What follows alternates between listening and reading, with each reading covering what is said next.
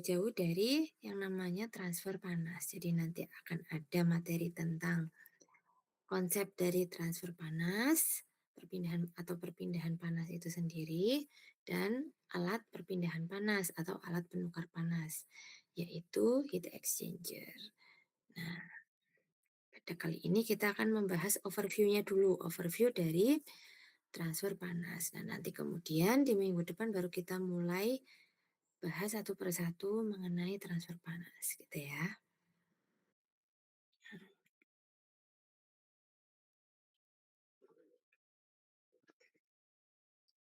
Jadi di sini kita lihat mengenai dua perbandingan ini, perbandingan kasus ini. Nah, yang pertama itu ada termos, yang kedua ada gelas. Nah, dua-duanya ini, baik termos maupun gelas, ini berisi kopi panas gitu ya. Yang awalnya dia suhunya itu 70 derajat gitu ya. 70 derajat Celcius kopinya di sini. Nah, jadi kopi yang ada isolasinya ini, dia kan akan bertahan lebih lama di suhu 70 derajat Celciusnya ini. Karena apa? Karena ada isolasinya ini. Sedangkan si kopi panas ini yang ada di gelas, kita lihat yang ada di gelas ini, dia tidak ada isolasinya gitu ya. Nah, sehingga dia lebih cepat dingin gitu ya dibandingkan si kopi yang ada di termos ini.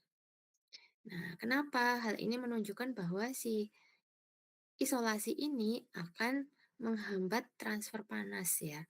Menghambat transfer panas dari dalam dari dalam sistem yang ada di dalam termos ini, yaitu cairan kopi panas ini ke lingkungan. Jadi dia transfer panasnya lebih lambat gitu ya, karena ada isolasinya ini.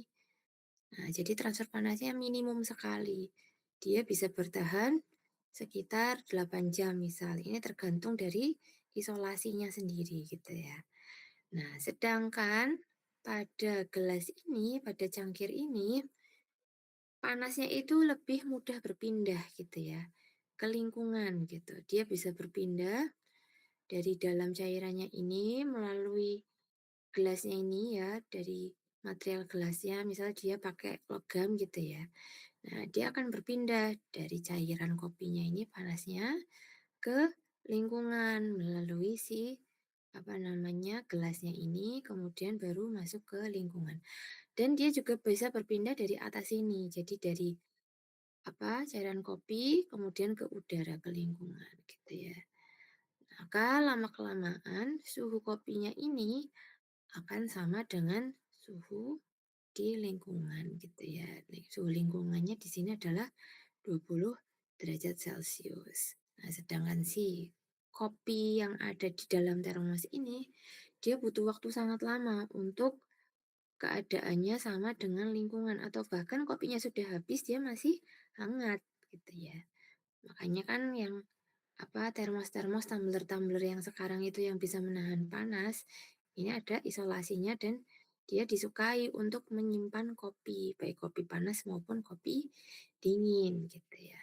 Karena lama-kelamaan si kopi yang ada di dalam di dalam gelas ini atau di dalam termos itu dia akan sama dengan suhu lingkungannya. Tapi yang ada isolasinya ini, yang ada di termos ini, dia akan lebih lama gitu ya untuk mencapai suhu yang sama dengan suhu lingkungan. Bahkan bisa lama sekali gitu ya karena ada isolasinya itu.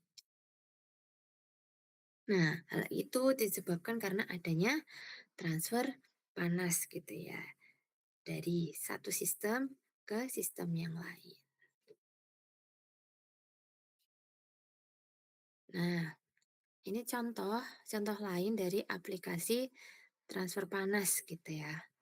Yang pertama adalah tubuh manusia gitu ya. Nah, ketika suhu lingkungan itu sangat dingin, misal kalian berada di lingkungan yang bersalju gitu ya, di suhu yang minus gitu. Nah, kalian akan merasa kedinginan gitu di situ. Itu kenapa? Karena adanya transfer panas gitu ya, tubuh mentransfer panas ke lingkungan gitu ya, sehingga kalian akan merasa sangat dingin dan dan tubuh itu akan berusaha untuk menghangatkan gitu ya. Sehingga kita butuh yang namanya jaket yang tebal gitu ya. Kita butuh jaket yang tebal agar panas dari tubuh itu tidak banyak hilang gitu ya. Nah, kemudian yang kedua ini AC gitu ya. Nah, AC ini juga memanfaatkan kondisi transfer panas itu sendiri gitu ya. Nah, jadi makin lama kan dia di ruangan itu suhunya makin dingin gitu ya. Misal kita set pada suhu 20 derajat Celcius, awalnya suhu lingkungan itu tanpa AC itu 35 derajat Celcius. Nah, makin lama karena ada sistem pendingin ini, suhunya akan sama dengan suhu yang kita setting 20 derajat Celcius. Tapi untuk mencapai suhu 20 derajat Celcius itu butuh waktu gitu ya, waktu untuk apa namanya, panasnya itu ditransfer dari AC ke dalam ruangan. Nah, kemudian ketika kita menyalakan AC di dalam ruangan, kita sebaiknya menutup pintu gitu ya, agar dia itu panas dari luar tidak tertransfer ke dalam ruangan gitu ya. Nah, kemudian ini radiator pada mobil. Nah, jadi biasanya kan makin lama mesin mobil itu makin panas gitu ya.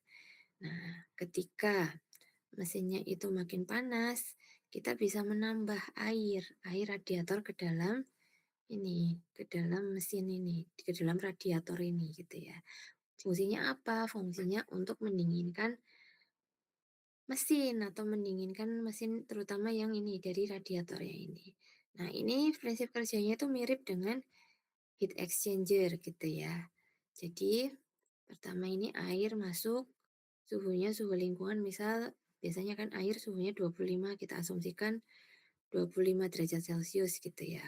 Masuk 25 derajat Celcius, kemudian masuk ke dalam radiator gitu ya. Awalnya kan di dalam radiator ini panas sekali gitu ya. Nah, kemudian air yang keluar ini suhunya akan naik. Sedangkan suhu di dalam radiator sini dia makin lama akan mendingin karena panas dari dalam radiator ini ditransfer ke dalam air gitu ya.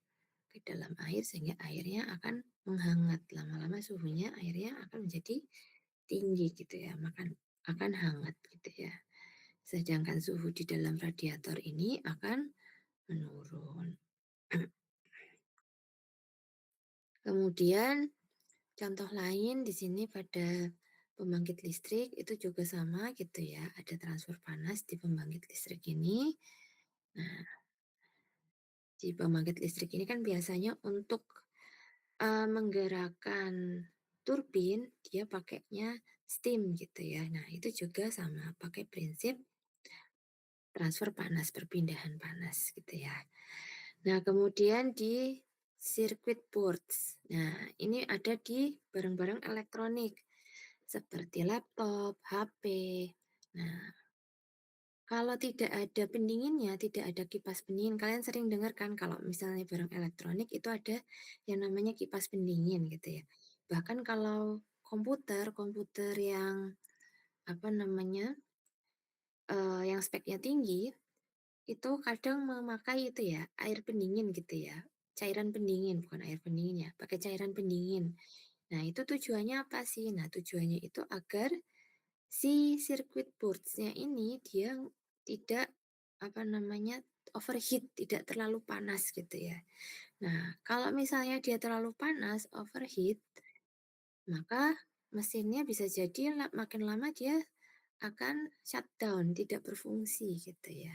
Makanya dia butuh yang namanya pendingin, bisa pakai kipas, bisa pakai cairan pendingin gitu. Tapi kalau gadget-gadget yang kecil, misal HP atau laptop, dia biasanya pakai kipas, kipas pendingin, kipas kecil gitu ya. Makanya kan kalian kalau menyalakan laptop ada bunyinya gitu seringnya. Nah, itu karena di situ ada kipas pendinginnya. Nah, kemudian selanjutnya ini ada kulkas. Nah, kulkas itu juga salah satu alat yang memanfaatkan transfer panas ya di dalamnya gitu. Nah, ini contoh-contoh untuk aplikasi alat-alat yang memanfaatkan aplikasi dari transfer panas.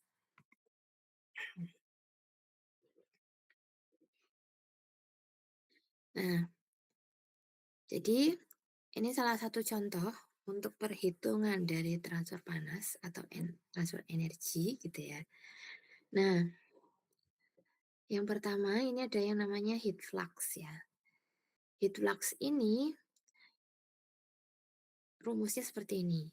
Q kecil itu adalah heat flux, itu sama dengan Q besar per A. Atau heat flux itu kalau bahasa Indonesianya flux panas gitu ya. Flux panas itu adalah Q per A.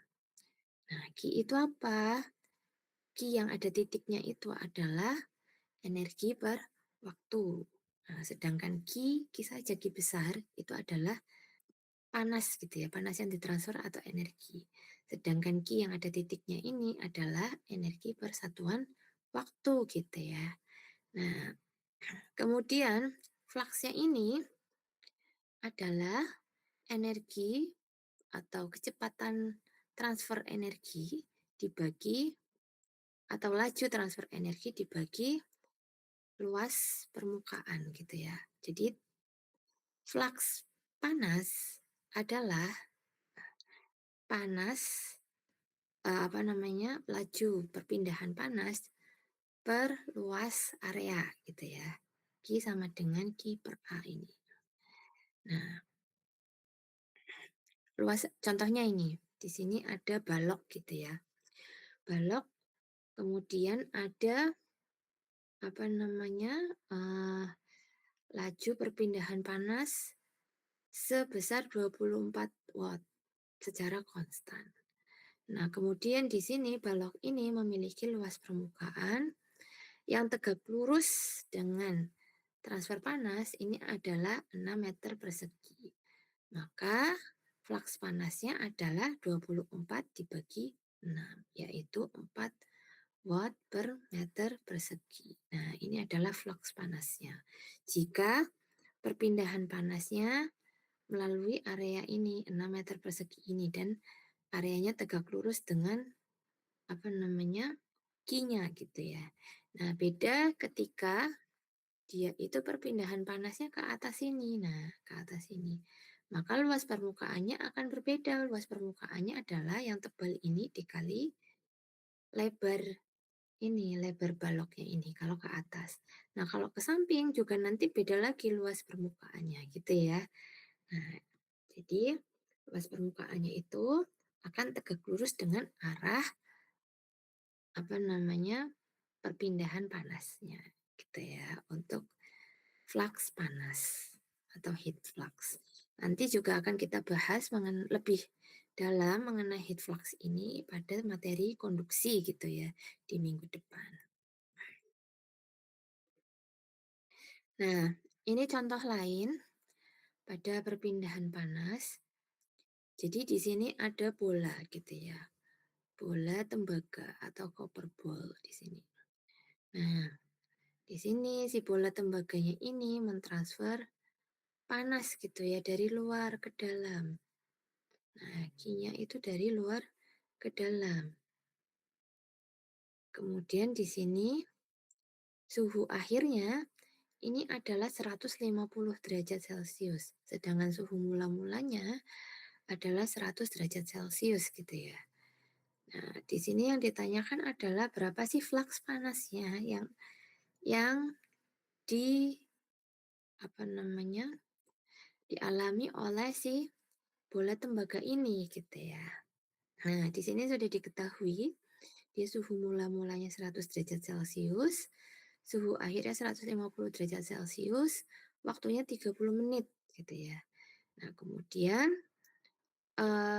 Densitas dari tembaga ini, bola tembaga ini adalah 8.950 kilogram per meter kubik. Dan kapasitas panasnya atau CP-nya ini adalah 0,395 kilojoule per kilogram derajat Celcius. Nah, berapa heat flux-nya gitu ya? Kita langsung ke C aja heat flux-nya berapa. Karena AB itu harus dijawab gitu untuk mencari heat flux-nya itu.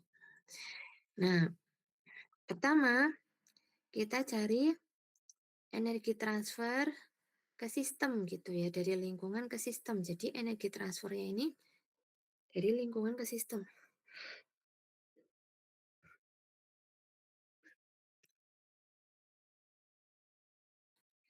Energi transfernya itu dari lingkungan ke sistem gitu ya. Nah, jadi di sini kita pakai persamaan yang biasa kita gunakan, yaitu MC delta T gitu ya. Massa dikali kapasitas panas dikali T2 minus T1. Nah, ini adalah energi transfer atau panas yang atau transfer panasnya dari lingkungan ke bola. Jadi lingkungannya itu panas, misalnya dia dicelupkan gitu ya, dicelupkan ke dalam air panas atau ke dalam cairan yang panas gitu ya. Nah, nah ini adalah transfer panasnya. Apa transfer panasnya ya, Q-nya ya.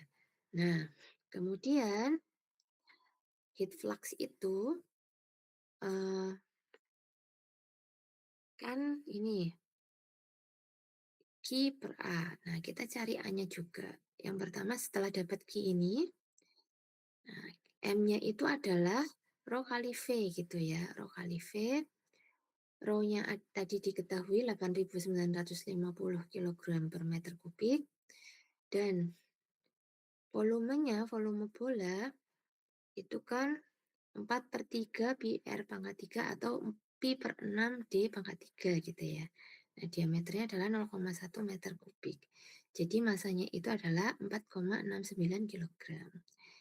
Nah, kemudian kapasitas panasnya sudah diketahui juga, yaitu 0,395 kilojoule per kilogram.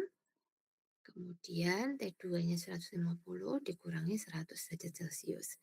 Nah, dapat 92,6 kilojoule. Nah, setelah dapat Q-nya, kita cari apa namanya laju perpindahan panasnya. Kan kita sudah dapat nih transfer panasnya berapa atau perpindahan panasnya berapa besarannya gitu ya. Nah, kita cari lajunya. Laju perpindahan panas itu adalah Q per delta T. Tadi delta T-nya adalah 30 menit di sini. 30 menit jadiin second.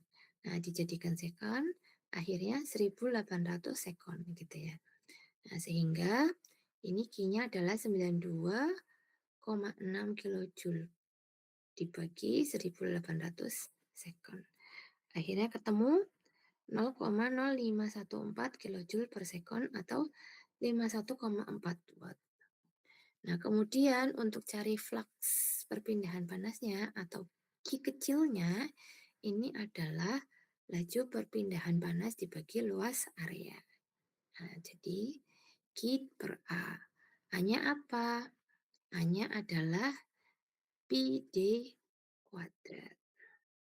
Nah, atau luas dari bola. Luas dari bola kan 4 pi R kuadrat atau pi D kuadrat. Nah, ini luas bola. Nah, jadi 51,4 dibagi pi dikali 0,1 meter kuadrat gitu ya. Jadi akhirnya ketemu flux panasnya adalah, flux perpindahan panasnya adalah 1636 watt per meter persegi. Nah, ini untuk flux perpindahan panasnya. Jadi karena ini bentuknya bola, A-nya adalah, jadi dia ke segala arah gitu ya, ke segala arah bolanya. Akhirnya A-nya adalah luas permukaan bola gitu ya, pi D kuadrat. Gitu. Nah, ini untuk contohnya, contoh untuk flux panasnya, biar bisa membayangkan gitu ya. Ke arah mana saja arah perpindahan panasnya itu. Nah, dibandingkan contoh yang pertama tadi, dia arah perpindahan panasnya dianggap yang ada perpindahan panas hanya ke arah sini, ke arah yang luas ini, yang 6 meter persegi ini. Arah perpindahan panasnya hanya ke situ saja. Jadi tidak ada perpindahan panas ke arah atas sini atau ke samping sini gitu ya, hanya ke depan saja gitu. Makanya dia hanya 6 meter persegi. Sedangkan ini yang tadi, yang bola tadi, bola tembaga ini, arah perpindahan panasnya ke segala arah bola gitu ya. Jadi hanya ini adalah πd kuadrat ini. Seperti itu untuk flux panas gitu ya. Nah, kemudian ada yang namanya neraca energi permukaan gitu ya, pada permukaan, permukaan benda gitu ya, atau surface energy balance. Nah, jadi surface energy balance ini persamaannya ini sama seperti persamaan neraca energi gitu ya, atau neraca panas, yaitu energi input akan sama dengan energi output gitu ya. Nah, di sini kita lihat case-nya, salah satu case-nya. Jadi ini ada tembok gitu ya, tembok. Nah, kemudian di dalam tembok ini dia ada apa namanya, panas di sini. Ada transfer panas. Ada transfer panas berupa konduksi gitu ya. Nah, Q1. Nah, kemudian setelah keluar dari permukaan tembok ini, nah ini kan surface permukaannya. Nah, dia keluarin, ada panas yang keluar ini berupa radiasi dan konveksi atau Q2 dan Q3. Q2-nya berupa konveksi, Q3-nya berupa radiasi. Sehingga kalau kita memakai prinsip ini, energi input sama dengan energi output di sini ya. Nah, maka akan sama dengan Q1 sama dengan Q2 plus Q3 gitu ya. Q1-nya adalah inputnya dari konduksi ini. Nah, Q2 dan Q3 adalah outputnya berupa konveksi dan radiasi. Jadi ini adalah untuk uh, neraca energi gitu ya pada permukaan. Nah, jadi ada input, ada output. Jadi inputnya hanya satu, outputnya ada dua di sini. Gitu ya. Nah, kemudian ada beberapa mekanisme dari transfer panas gitu ya. Ada 3 di sini, yaitu ada konduksi, konveksi, dan radiasi. Nah, jadi konduksi ini transfer energi antar molekul gitu ya, molekul yang rapat gitu di suatu benda gitu ya. Jadi konduksi ini biasanya terjadi pada padatan gitu ya, karena dia molekulnya rapat di sini. Nah, itulah kenapa kalau misalnya kalian memasak, kemudian dia gagangnya itu punya sifat konduktor yang baik, maka lama-lama di sini di gagangnya ini akan terasa panas gitu ya, karena adanya transfer panas berupa konduksi ini gitu. Nah, yang kedua adalah konveksi. Nah, konveksi ini terjadi karena adanya perpindahan molekul-molekul fluida di sini. Jadi fluida itu kan bisa berupa apa namanya, cair ataupun gas gitu ya. Di sini berupa cairan gitu. Nah, contohnya ketika kalian merebus air. Nah, ketika kalian merebus air biasanya akan terjadi gelembung-gelembung ya. Gelembungnya dari berpindah gitu ya, akan terjadi sirkulasi gelembung di situ. Nah, itu apa namanya, memperlihatkan bahwa di situ ada terjadinya perpindahan molekul dari fluida yang panas gitu ya, dari bawah ke atas gitu. Makin lama kan bawahnya makin panas, kemudian berpindah ke atas, nah fluida dinginnya akan berpindah ke bawah, makin lama panas sehingga akhirnya panas itu akan merata di sini untuk apa namanya, contohnya mendidihkan air gitu. Jadi misal awalnya itu yang suhunya 100 derajat Celcius di bawah, makin lama yang apa namanya, molekul air yang panas makin lama makin ke atas, yang bawah yang dingin yang dingin akan turun ke bawah dan kemudian dipanaskan sehingga membentuk sirkulasi. Sehingga makin lama panasnya akan merata, air akan mendidih secara sempurna gitu ya. Nah, kemudian yang selanjutnya adalah radiasi.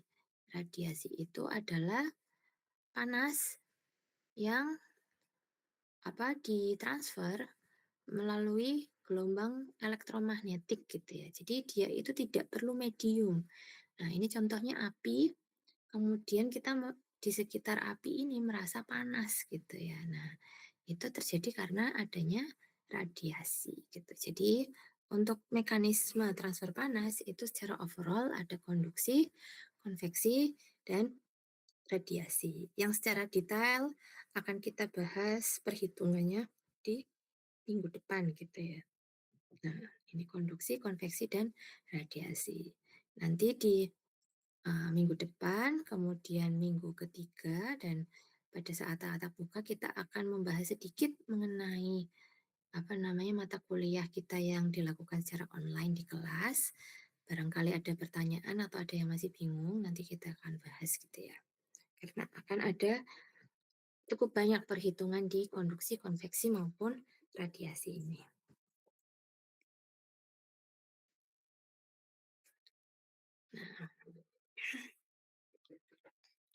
Jadi, konduksi ini adalah transfer energi dari suatu partikel yang lebih energetik ke suatu substansi lain yang energinya itu lebih rendah gitu ya. Nah, jadi itu disebabkan karena interaksi antara satu partikel dengan partikel lain. Jadi misal tadi contohnya di ujung panci ini, di sini, dia kan energinya lebih besar, energi panasnya lebih besar. Jadi dia more energetic gitu ya. Tadi kan istilahnya dia more energetic atau energinya lebih besar. Dia transfer ke yang less energetic di sini di dekat tangan kita gitu ya. Nah, jadi dia mentransfer dari yang energinya lebih besar ke energi yang lebih kecil gitu. Sehingga makin lama akan terasa panas di sini ketika kita memegang pancinya ini gitu.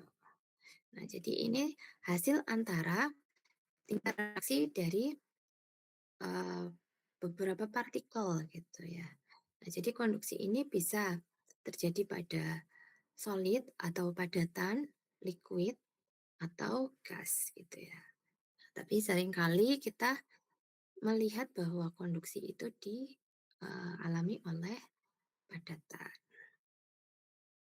Nah, kemudian laju dari laju konduksi melalui medium itu tergantung dari geometri dari mediumnya sendiri. Misal tadi gagang pancinya itu dia bentuknya silinder, nanti akan mengikuti geometri dari silinder atau gagang pancinya bentuknya itu kotak gitu. Nah, akan mengikuti bentuk kotak gitu. Nanti perhitungannya juga akan berbeda gitu ya. Jadi, kemudian juga bergantung pada ketebalannya. Nah, ketebalan dari mediumnya itu, kemudian dari materialnya sendiri, nanti kita akan lihat persamaan dari konduksi. Jadi setiap material itu nanti akan mentransfer kecepatan atau laju transfer panasnya itu akan berbeda gitu ya. Ada yang laju transfer panasnya jadi cepat, ada yang laju transfernya itu lambat. Nah, itu juga mempengaruhi dari laju transfer panas konduksi ini. Juga perbedaan dari temperatur pada medium itu. Jadi perbedaan temperatur juga akan mempengaruhi dari besarnya transfer panas konduksi ini gitu ya. Ini persamaannya. Jadi kita lihat laju konduksi, laju panas konduksi itu dipengaruhi oleh area sebanding dengan area atau luas transfer panas, kemudian perbedaan temperatur, dan berbanding terbalik dengan ketebalannya gitu ya. Sehingga ketika dirumuskan ini Q konduksi itu sama dengan Ka dikali T1 minus T2 per delta X. K itu adalah konduktivitas panas atau thermal conductivity kalau dalam bahasa Inggrisnya. Nah, nilai K ini setiap bahan itu nilainya berbeda-beda gitu ya. Kalau logam itu biasanya lebih besar daripada yang non logam sehingga kalau logam ini transfer panasnya tuh lebih laju transfer panasnya itu lebih cepat gitu ya karena nilai K-nya ini besar gitu. Nah, kemudian A ini adalah area atau luas perpindahan panas. T1 ini suhu awal dan T2 itu suhu akhir. Delta X ini adalah ketebalannya gitu ya. Jadi akhirnya jadi minus Ka delta T per delta X, kemudian dilimitkan dengan delta X mendekati 0, maka laju transfer panas konduksi akan menjadi seperti ini, menjadi persamaan diferensial. Q konduksi sama dengan minus Ka dt per dx. Nah, sebenarnya contohnya, jadi ini ada slab gitu ya. Nah, perpindahan panasnya hanya ke arah dari kiri ke kanan saja. Nah, ini di sini ada ketebalannya delta X gitu ya.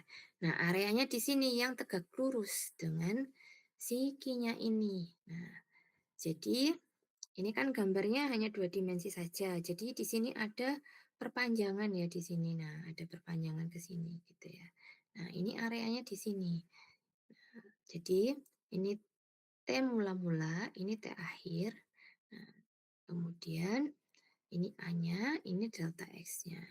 Dan K-nya itu tergantung dari materialnya. Akhirnya ada persamaan ini. Q konduksi sama dengan minus Ka dt per dx gitu ya. Nah, itu untuk persamaan konduksi. Jadi tergantung dari nilai materialnya juga, perbedaan suhu, dan ketebalannya gitu ya. Nah, yang selanjutnya adalah konveksi. Nah, konveksi ini lebih sulit gitu daripada konduksi untuk perhitungannya sendiri dan pengamatannya juga lebih sulit untuk konveksi ini. Jadi, konveksi itu adalah transfer panas yang lebih complicated atau lebih kompleks ya dari konduksi gitu ya. Karena ada ada pergerakan gitu ya, ada pergerakan molekul di sini. Nah, pergerakan molekul dari fluida di sini gitu ya. Ini contohnya udara gitu ya. Nah, jadi perpindahan atau pergerakan molekul ini akan meningkatkan atau memper, memperbesar si heat transfernya itu, memperbesar si transfer panasnya itu. Nah, kemudian uh, apa namanya uh, konveksi ini dipengaruhi oleh si properti fluidanya gitu ya. Contohnya viskositas, thermal conductivity atau nilai K-nya tadi gitu ya. Densitas, kemudian CP-nya atau apa namanya? Koefisien koefisien panasnya gitu ya. Kemudian kecepatan fluidanya gitu. Nah, itu semuanya berpengaruh gitu. Jadi variabelnya lebih banyak daripada konduksi tadi gitu ya. Kemudian si konveksi ini juga dipengaruhi oleh geometri. Geometri dari si yang dilalui si fluida itu gitu ya. Geometri, kemudian permukaannya sendiri gitu ya. Nah, kemudian alirannya itu semua mempengaruhi gitu ya. Mempengaruhi si konveksi ini. Jadi variabelnya jauh lebih banyak. Sehingga si konveksi ini lebih kompleks atau lebih complicated daripada si konduksi tadi gitu ya. Kemudian ada juga yang lebih sederhana untuk persamaan konveksi ini. Nanti kita lihat di slide berikutnya yang namanya Newton's Law of Cooling. Nah, sebelum itu kita bahas ini, gambar ini dulu gitu ya. Nah, di sini konveksi itu ada dua. Ada konveksi paksa atau force convection. Di sini ya konveksi paksa. Jadi dia di sini ada kipas gitu ya, sehingga dia akhirnya si konveksinya itu arahnya sama gitu ya, lurus sini. Nah, kemudian Q-nya itu berpindah dari sini. Nah, ke atas sini. Nah, ini adalah yang namanya konveksi paksa gitu ya. Jadi ada fan di sini, ada kipas angin dengan suhu udara 20 derajat Celcius dan kecepatannya sudah dikontrol 5 meter per sekon. Nah, ini yang namanya adalah konveksi paksaan. Nah, ada yang kedua adalah konveksi alami atau konveksi bebas, free convection. Jadi dia terjadi secara alami, secara natural gitu ya. Nah, pergerakan si udaranya ini dia akan mengikuti si panasnya ini gitu ya. Jadi semakin lama dia kan akan perpindahan panasnya dari bawah ke atas ini. Nah, pergerakan udaranya ini juga akan mengikuti si pergerakan perpindahan panas ini. Contohnya adalah pada terjadinya angin darat dan angin laut gitu ya. Nah, udara dingin di bawah, kemudian ada sinar matahari, nah makin lama udaranya itu kan akan panas gitu ya. Udara panas itu akan naik makin lama, udara dinginnya di bawah. Nah, kemudian udara yang naik itu lama-lama juga akan berpindah gitu ya ke suhu yang lebih dingin. Sehingga udara dinginnya akhirnya menerima panas lagi, naik, terjadi seperti siklus gitu ya. Nah, itu contoh dari konveksi bebas atau konveksi natural gitu ya. Nah, ini yang tadi yang penyederhanaannya Newton's Law Cooling ini. Nah, jadi ini salah satu contohnya pada konveksi paksaan ini contohnya ya. Jadi di sini ada fan sehingga dia ada profil kecepatan udaranya atau kecepatan fluidanya di sini. Dia pakai bukan udara ya, di sini pakai cairan ya sepertinya ya. Nah, ini ada profil kecepatannya di sini. Nah, profil kecepatannya seperti ini. Jadi, membentuk profil fluida Newtonian di sini. Nah, sehingga di sini ada persamaannya. Q konveksi ini akan sama dengan H TS min T tak hingga. Nah, ini pakai flux ya. Tapi kalau bukan pakai flux hanya Q atau rate laju perpindahan panasnya, ini akan jadi H AS kali TS minus T hingga. Nah, kita lihat H itu apa? H itu adalah konveksi, heat transfer coefficient pada panas konveksi gitu ya. H, koefisien panas konveksinya. AS ini adalah apa namanya, luas perpindahan panasnya pada konveksi. TS ini adalah suhu pada permukaan. Theta hingga itu adalah temperatur jauh dari permukaan atau temperatur lingkungan biasanya pakainya. Theta hingga itu adalah temperatur lingkungannya. Jadi seperti ini persamaannya ya. Q konveksi sama dengan H AS TS minus theta hingga. Karena flux itu adalah laju perpindahan panas dibagi A, maka akhirnya fluxnya akan jadi H TS min theta hingga seperti ini. Gitu ya. Ini untuk konveksi. Nanti kita akan bahas lebih detail di pertemuan kedua di minggu depan. Nah, selanjutnya adalah radiasi. Nah, ini materi terakhir kita hari ini adalah radiasi. Jadi, radiasi ini agak berbeda dengan transfer panas yang sebelumnya gitu ya. Transfer panas sebelumnya itu kan memerlukan medium, baik itu padatan, cairan, ataupun gas gitu ya. Konduksi kan tadi melalui pergerakan partikel gitu ya. Jadi pergerakannya tuh sangat rigid gitu ya, seperti di solid gitu ya. Dia makin lama mentransfer dari material satu ke material lainnya. Kemudian konveksi, konveksi karena adanya pergerakan atau motion gitu ya dari fluida. Nah, tapi kalau radiasi ini dia tidak perlu medium gitu ya. Jadi di sini dia bisa mentransfer panas pada ruang hampa atau vakum gitu ya. Nah, jadi ini objek yang panas seperti tadi api gitu ya. Kita bisa merasakan panas dari kejauhan. Nah, itu karena apa? Karena ada radiasi. Bahkan ketika tidak ada udara atau di ruang hampa, itu panas itu bisa sampai gitu ya ke objek yang lain gitu. Contohnya adalah panas matahari. Nah, matahari kan itu sangat panas gitu ya suhunya. Nah, kemudian si panas matahari itu bisa sampai ke bumi karena apa? Karena ada perpindahan panas atau transfer panas secara radiasi ini. Jadi dari matahari ke bumi dia melalui ruang hampa gitu ya, tidak ada medium sama sekali gitu. Nah, itu contohnya untuk radiasi.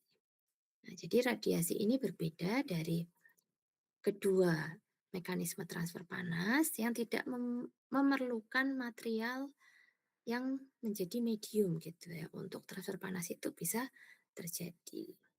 Nah, kemudian ada istilah black body. Nah, black body ini adalah uh, apa namanya emitter atau istilahnya dia itu pentransfer panas secara radiasi terbaik gitu ya. Jadi ketika ada black body, dia transfer panas radiasinya itu akan sempurna. Jadi dia mengabsorb radiasi secara sempurna gitu ya untuk black body itu sendiri gitu. Nah, ini contohnya. Jadi ketika transfer panas pada black body, dia akan jadi seragam gitu ya. Si apa namanya perpindahan panas secara radiasinya ini. Jadi dia akan sempurna seperti ini. Nah, tapi kalau dia itu tidak seragam di real body atau nilai emisivitasnya itu tidak sama dengan satu, maka dia akan tidak sempurna seperti ini bentuknya. Nah, ini persamaannya. Jadi ini transfer panas radiasi ini asumsinya ada pada black body gitu ya. Jadi koefisien emisivitasnya itu adalah satu gitu pada black body. Nah, jadi EB dengan fungsi T atau radiasi, perpindahan panas radiasi, itu sama dengan epsilon T pangkat 4. Nah, epsilon itu apa? Adalah konstanta Stefan Boltzmann dengan besar 5,67 kali 10 pangkat minus 8 watt per meter persegi. Nah, kali T pangkat 4. T itu adalah suhu ya.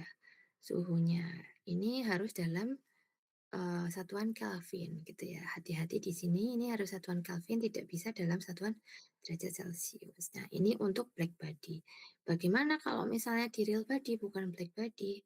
Maka koefisien emisivitasnya kurang dari satu. Jadi di depan nanti dikalikan 0, sekian gitu ya. Karena dia itu bukan black body. Tapi kalau black body persamaannya menjadi seperti ini. Ini epsilon epsilon dikali T pangkat 4 gitu ya. Nah, seperti ini. Untuk materi hari ini sudah selesai. Apakah ada pertanyaan untuk transfer panas hari ini? Untuk materi hari ini ada pertanyaan? Belum, Bu. Belum, oke. Baik, kalau belum ada pertanyaan, kita langsung presensi saja ya.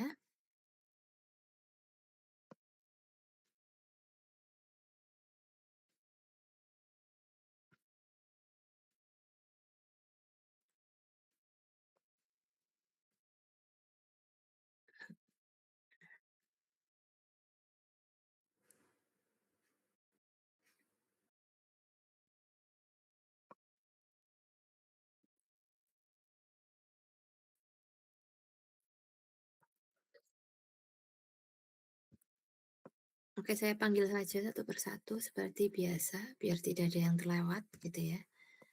Aldila Suryani. Hadir, Bu. Oke.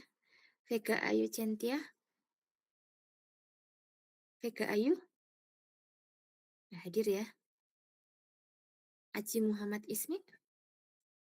Hadir, Bu. Oke. Virial Aurora Yasmin. Hadir, Bu. Oke. Salsana Dia Ahsanti. Hadir, Bu. Oke.